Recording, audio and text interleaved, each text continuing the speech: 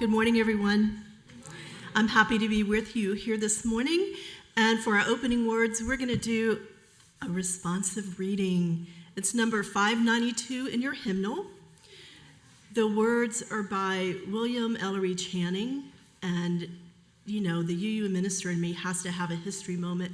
William Ellery Channing is a minister who actually claimed Unitarian as a positive for us during a sermon he was preaching in Baltimore in 1819, because the Orthodox Christians were kind of like using Unitarian in the pejorative. It was like an accusatory word, and he's like, we're Unitarians, okay? He just claimed it, said we're going to claim it. So that is who William Ellery Channing is. He has a lot of wonderful, beautiful sermons. His book of sermons is like one of those books I would grab if the house was on fire. You know, take that with me. So remember, when we do responsive readings, just do it from the heart. No self-consciousness. Just read the words and let them come out of you with enthusiasm. I'll read the non-italicized print if you'll read the italicized print together. The free mind. I call that mind free, which masters the senses and which recognizes its own reality and greatness, which passes life, not in asking what it shall eat or drink, but in hungering, thirsting, and seeking after righteousness. I call that mind free, which jealously guards its intellectual rights and powers, which does not content itself with a passive or hereditary faith, which opens itself to light whensoever it may come, which receives new truth as an angel from heaven.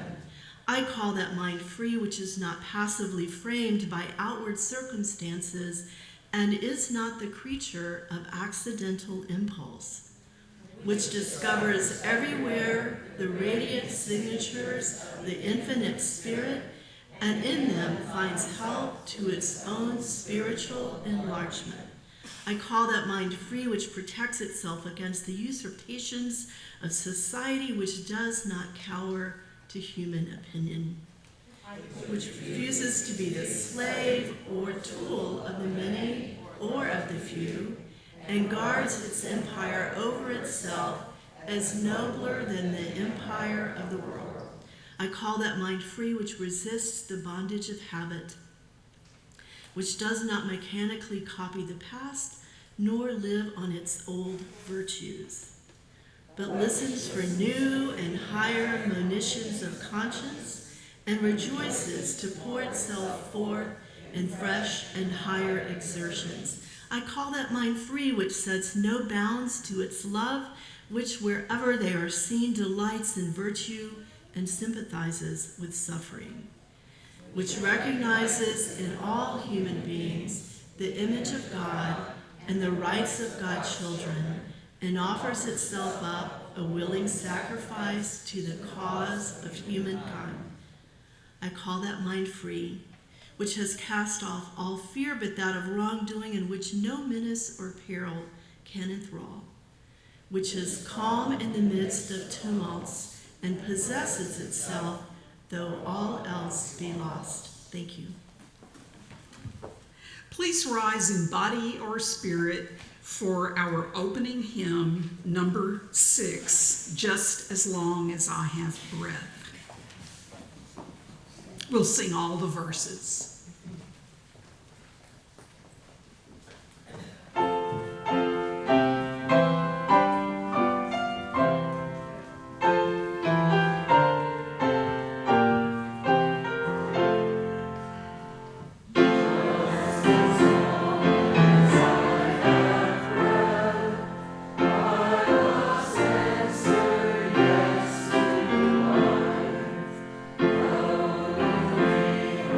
Yes,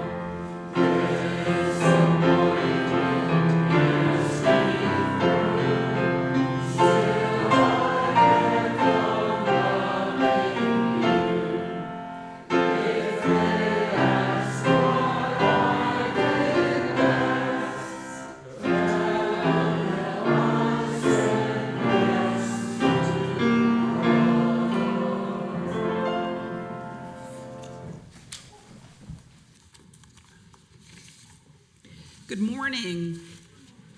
My name is Elizabeth DeCoux, and it's my privilege to serve as your worship leader this morning. Whatever path led you to this place, we are glad you're here.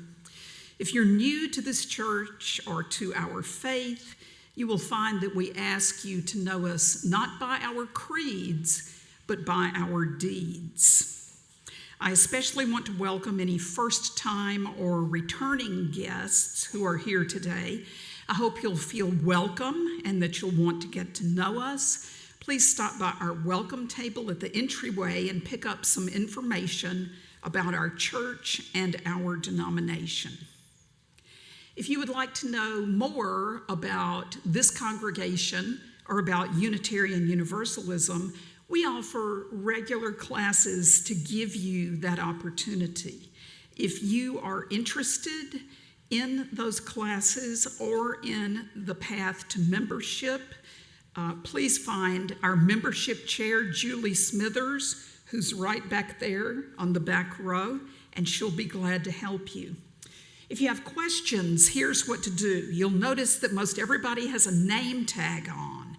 Find someone with a name tag that has a yellow sticker on it that says new, ask me.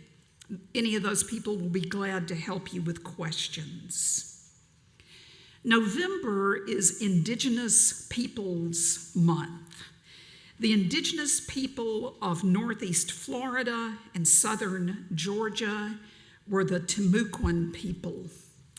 They lived in different tribes with different dialects and would not have seen themselves as one united political body. They worshiped the sun and the moon. When Europeans first arrived in Florida in the 1500s, the Timucuan people numbered around 200,000 and lived on approximately 19,000 square miles.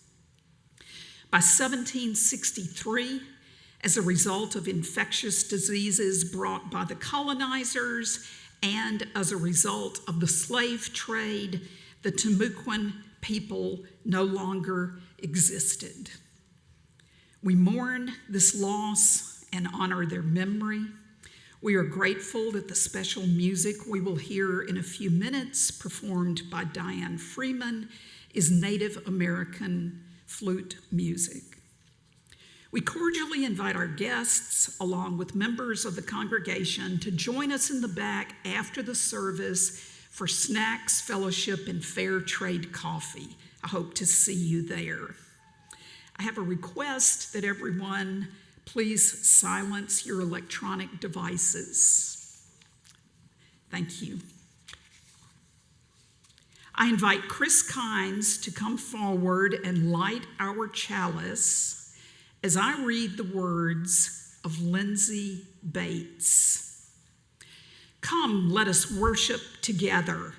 Let us open our minds to the challenge of reason. Open our hearts to the healing of love. Open our lives to the calling of conscience. Open our souls to the comfort of joy. Astonished by the miracle of life, grateful for the gift of fellowship, confident in the power of living faith, we are here gathered. Come, let us worship together. BBUUC member Diane Freeman has been learning Native American flute, and we are grateful she's playing for us today. I think we may be one of her first audiences, which is a real privilege. Her first piece is Flute Circle. Both pieces Diane will play today were written by Mary Youngblood, a composer who is part Seminole and part Aleut. You can read more about Diane in the order of service. Welcome, Diane.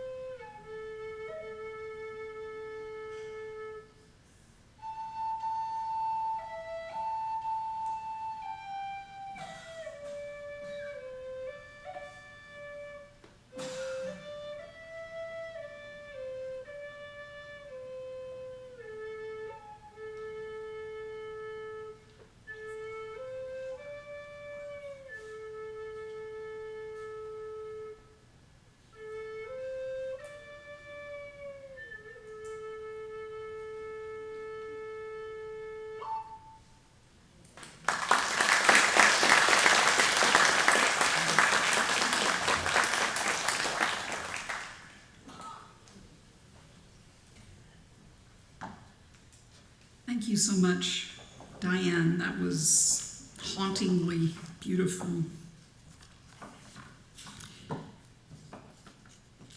Each week, we recite our congregational covenant, the promises we make to each other. You will find the words in your order of service. Please join me in the covenant.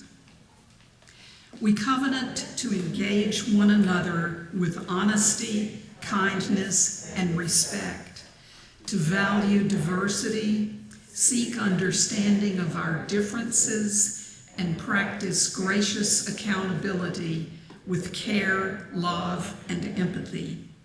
We make these promises to those who are here and those yet to come, so that we may be a safe, welcoming, and beloved community of acceptance, learning, and transformation. Please rise in body or spirit to sing our call to worship. The words are printed in your order of service.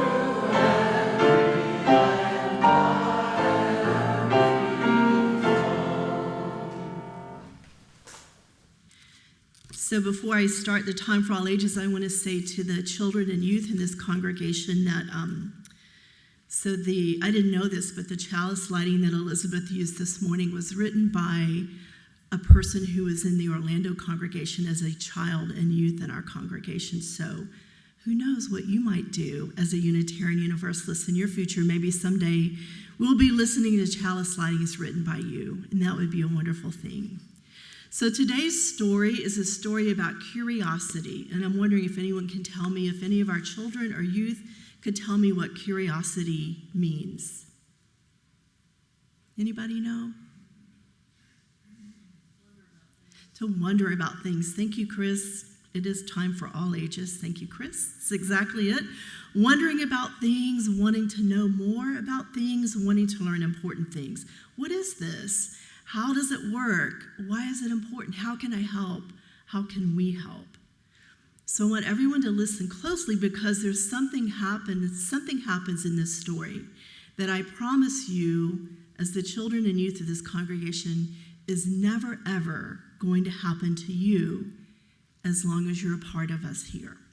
So listen closely, and I'll check in with you after the story to see if you can tell me what it is that I think is never ever going to happen to you here, okay? So this is called The Girl with Big, Big Questions.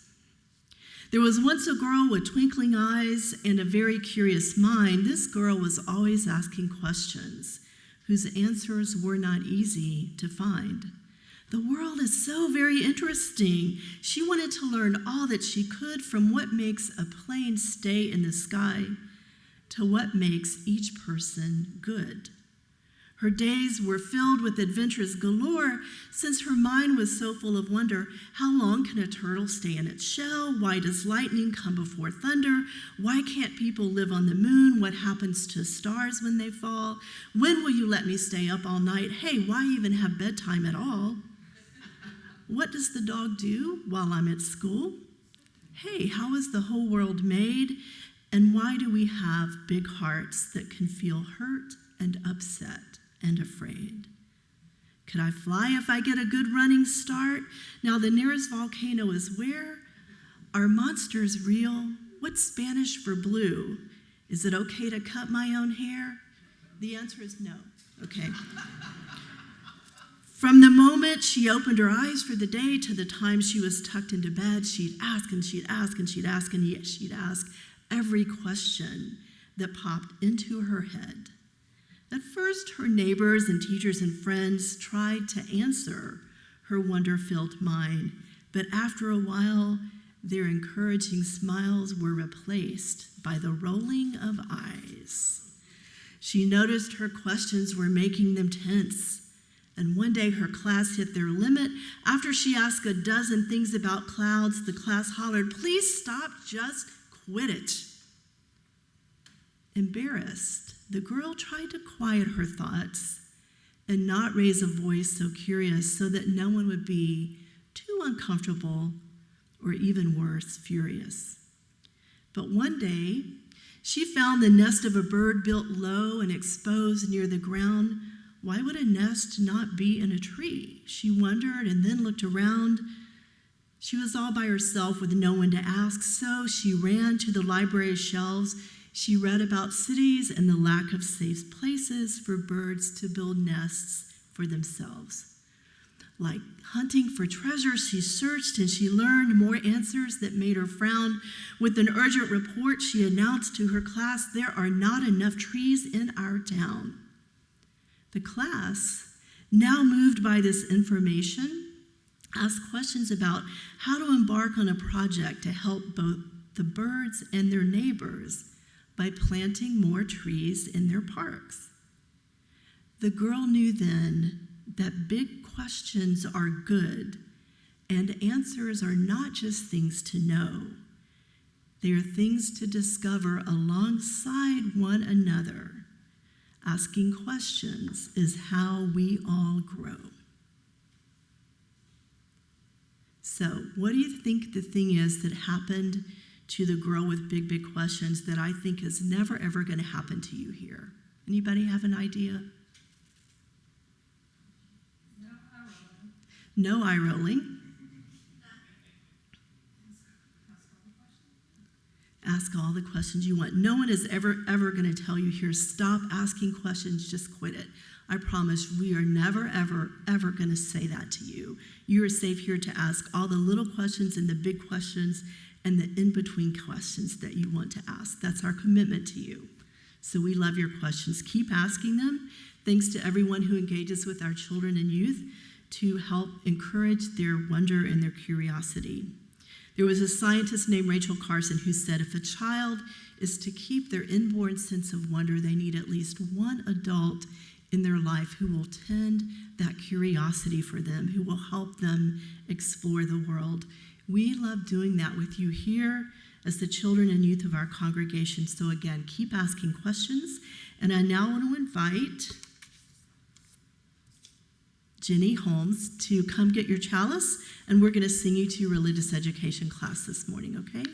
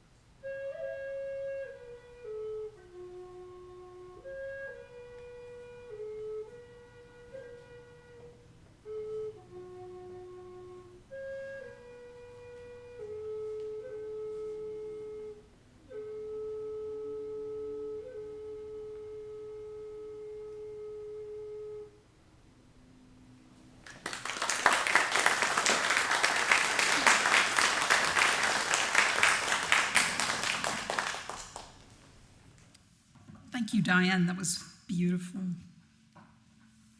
We take up an offering in this church each week. This is a very special opportunity to make our values real by giving to the mission and work of this church. Even if your participation is simply symbolic, please experience this ritual by taking the plate and passing it to your neighbor. Our offertory ushers, Judy Holmes and John Wrightington, will please come forward to assist with the offering. When the offering is complete, please rise in body or spirit to join in singing our offertory hymn number 123, Spirit of Life.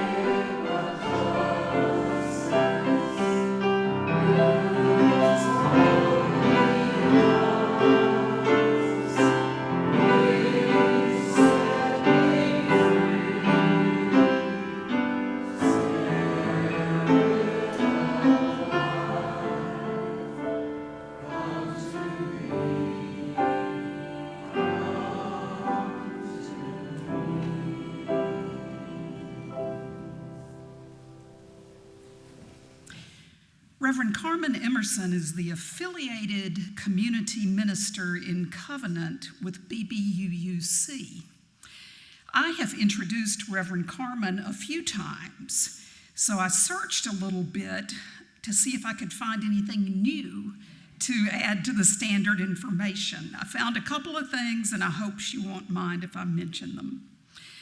Reverend Carmen's work as an ordained Unitarian Universalist minister in full fellowship happens within the wider Jacksonville community as the lead chaplain for Baptist Medical Center, Nassau.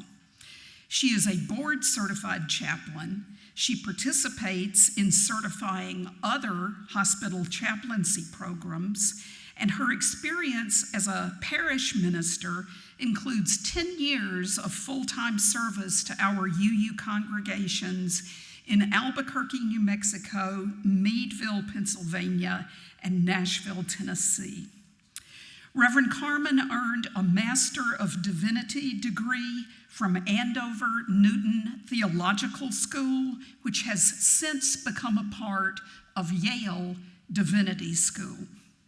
In 2018, Reverend Carmen earned a graduate certificate in conflict resolution from Lipscomb University in Nashville, Tennessee. Today, she continues her Second Sunday Spirit in Practice series. Reverend Carmen, the pulpit is yours.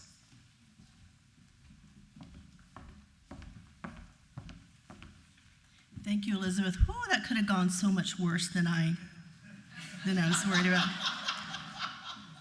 Thank you for that. I'm happy to be with you this morning, as always, worshiping with you on Sunday mornings.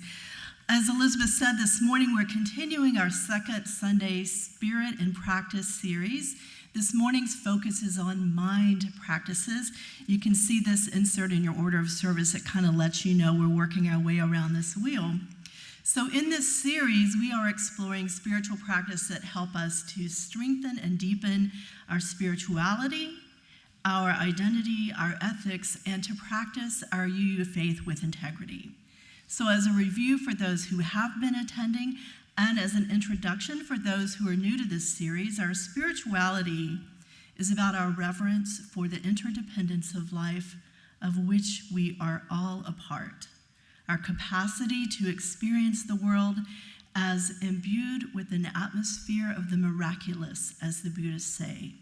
It's our relationship to the spirit of life, that profound connection with transcending mystery and wonder known by many names and faces throughout the world. Our identity as Unitarian Universalists is our knowledge of, our understanding of, our connection to the evolving values and stories, symbols and history, theology, polity, and practices of Unitarian Universalism. We are a living faith tradition, never complete and never perfect, and welcoming to all who share our values. Our ethics is about our moral values, our ability to act on those values, and even more importantly, to teach our children by example that we are moral agents capable of making a difference in the lives of other people, that our choices have consequences, that our choices matter to us and to others. I think this is especially critical in times such as these, when every day attempts are made to gaslight us with false narratives, when self-serving fictions are shamelessly used to sow words of doubt and fear, when things that are essential and sacred to us are maliciously weaponized in service to covetous grasps for retention of relevance and power. Clarity about our UU ethics and values is essential in countering such wicked perseverations with determination, with humility, with facts. Yes, facts still matter, and with honesty, so that we may be steadfast bearers of hope and joy and change, widening our circle of concern, deepening our understanding of others, and transforming our world with love.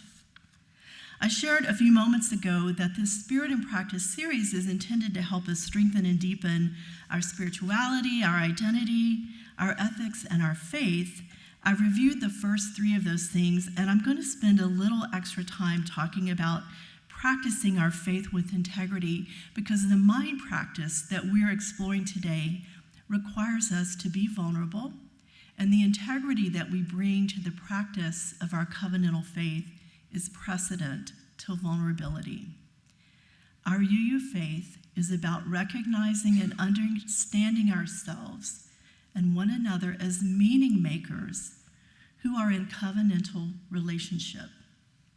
By way of covenantal relationships, we together create and sustain our Unitarian Universalist communities of faith, just like this one, as well as our association of congregations, together engaging in free and responsible searches for truth, meaning, and ultimate value, learning from one another, again, widening our circles of loving concern, deepening our understanding of the world we're part of, and embracing both our commonalities and our differences with love and curiosity and respect, all as we work together to transform our world with love.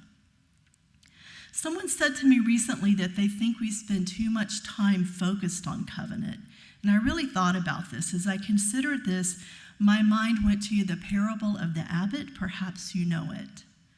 One morning at the monastery, the abbot was confronted by his fellow monks about the time he devoted to his daily prayers. There is so much to be done by us, they said with worry.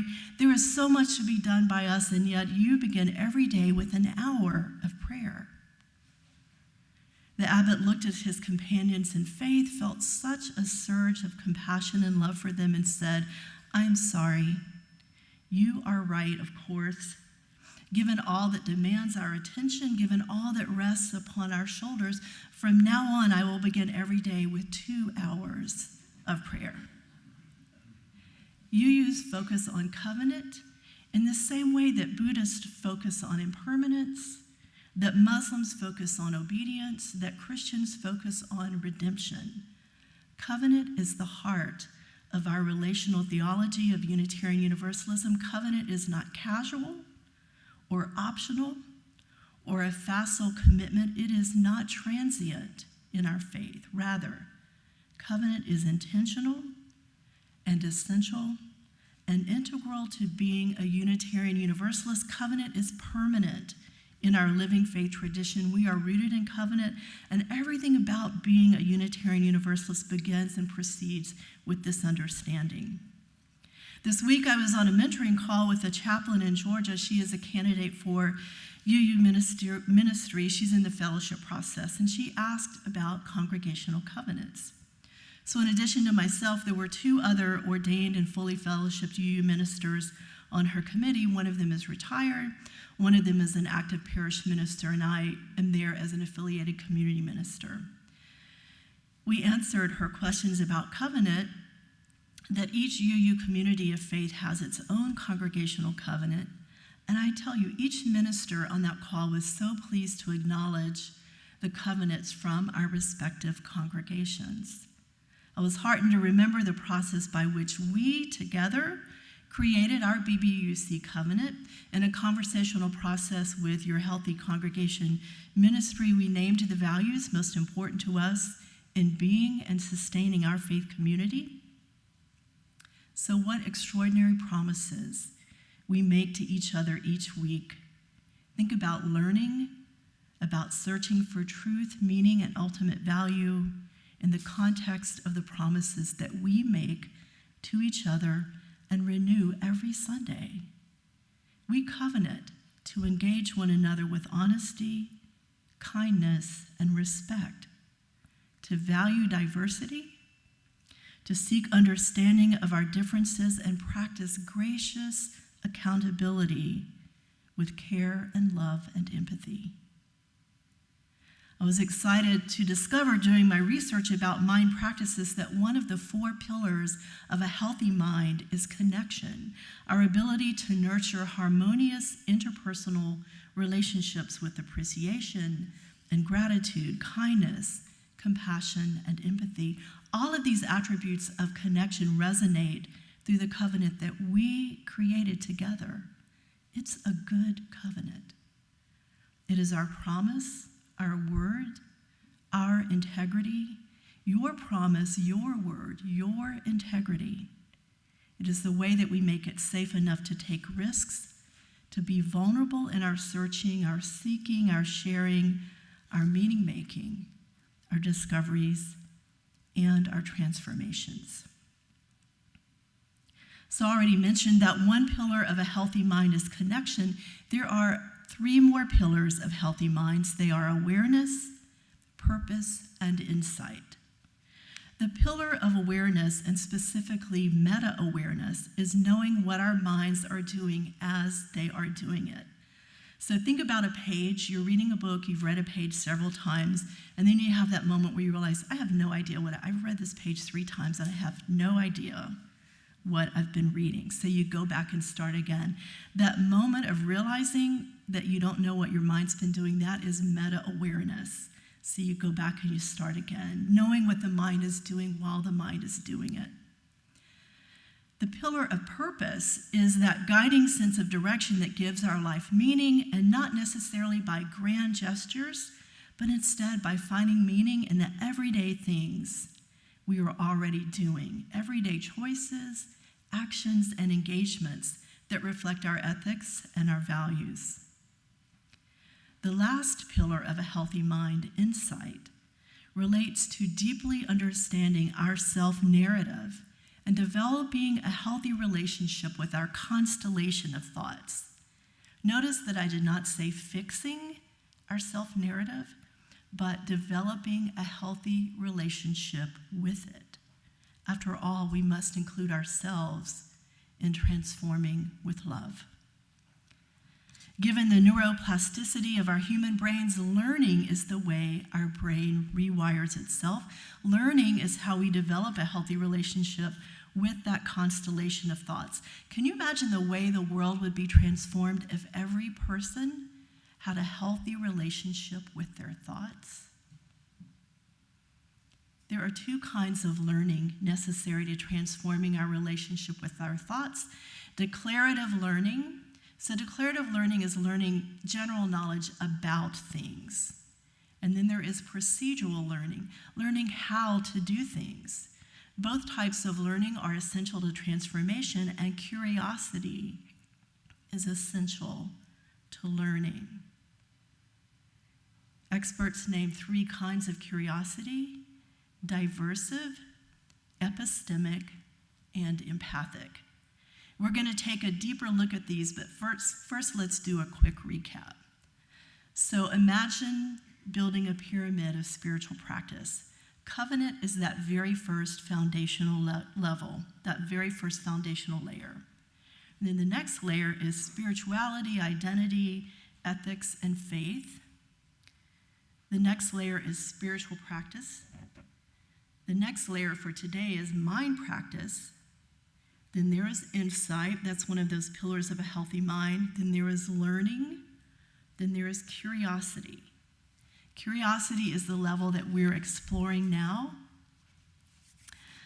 So diversive curiosity is the attraction to everything new that we encounter over the course of a lifetime. From our diversive curiosity, we ask, what is that? Epistemic curiosity is an expanded desire for more knowledge, more understanding. From our epistemic curiosity, we ask, how does that work exactly?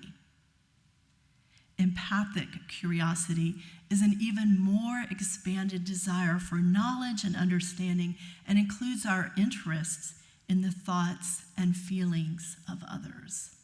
From our empathic curiosity, we ask, why is this important to my life among others to know about this, to understand this? I think of this as the curiosity of interdependence. We might also consider this the curiosity of compassion. As a mind practice, curiosity is the pathway from general knowledge to procedural knowledge to self-knowledge, that deeper understanding of ourselves among others that helps us to tend our pillar of insight that is so important to a healthy mind. What a transformative journey to take together in the safety of our covenant. So before we pause to engage in a mind practice of curiosity, I want to make one more point.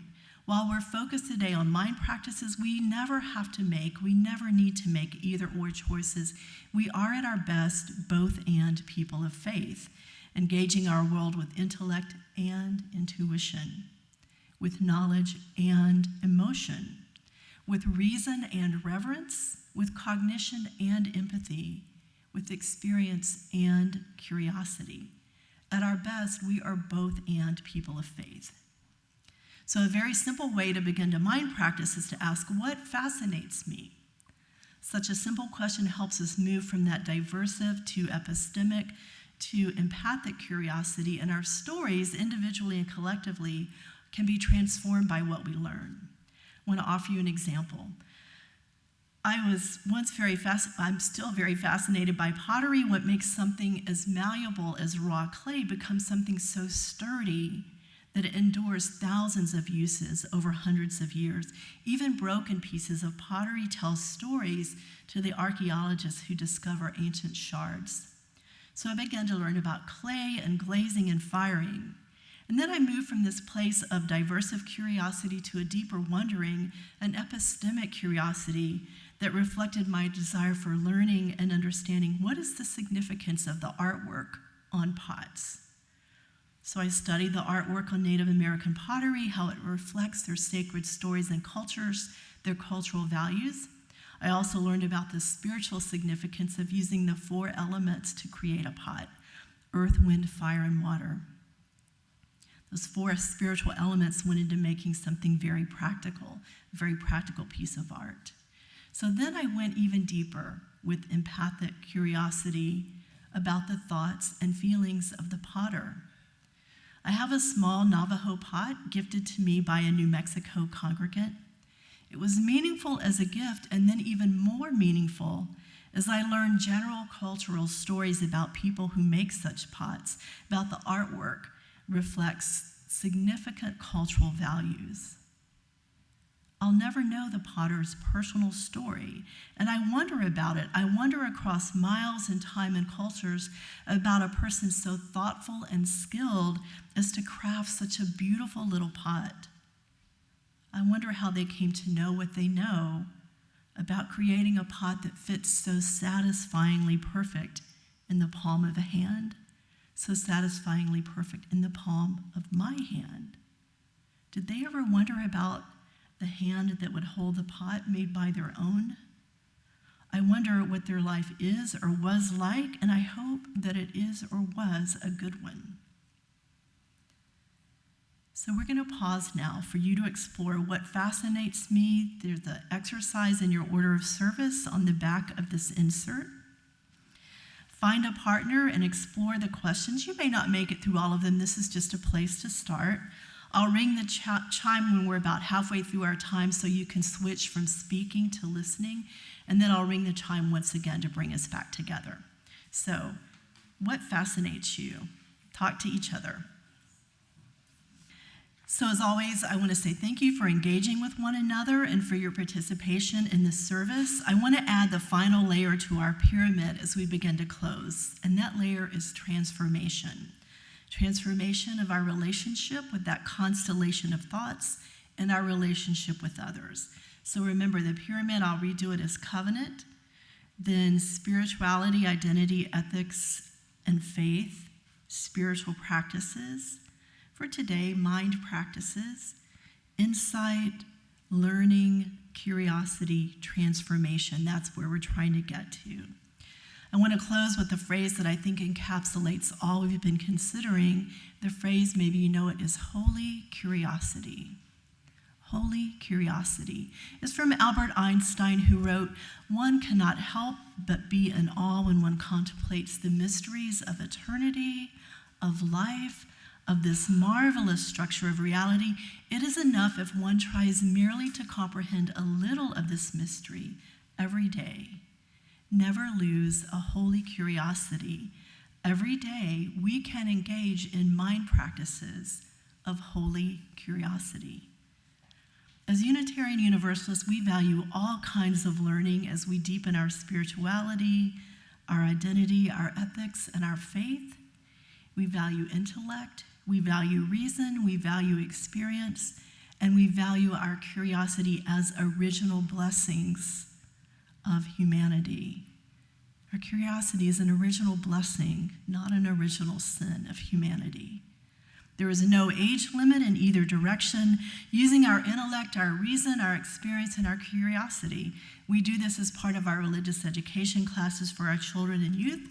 We do this as adults too, in journey circles, in covenant groups, in adult faith formation, in one-on-one or intimate conversations with trusted covenantal partners. Helping each other is how we move through the stages of faith that are included in the insert to your order of service. I hope you'll spend some time with those later. May we continue to support one another in mind practices that tend our holy curiosity and our pillar of insight. May our covenant continue to hold us safe and steady as we explore the world of which we are a part, as we engage in free and responsible searches for truth, meaning, and ultimate value, as we learn from and with one another with kindness and respect, as we widen our circle of love and caring and deepen our understanding of life in the here and now, in this miraculous atmosphere, as we transform ourselves and our world with our love. May it be so, may we be so, and now would you please rise in body or spirit as we sing our closing hymn, number 331, Life is the Greatest Gift of All.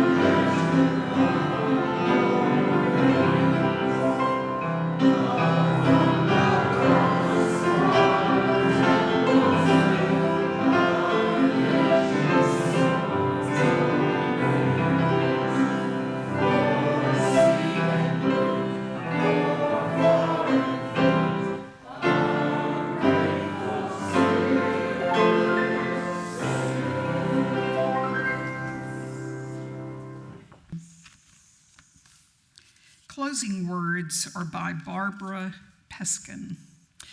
Because of those who came before, we are.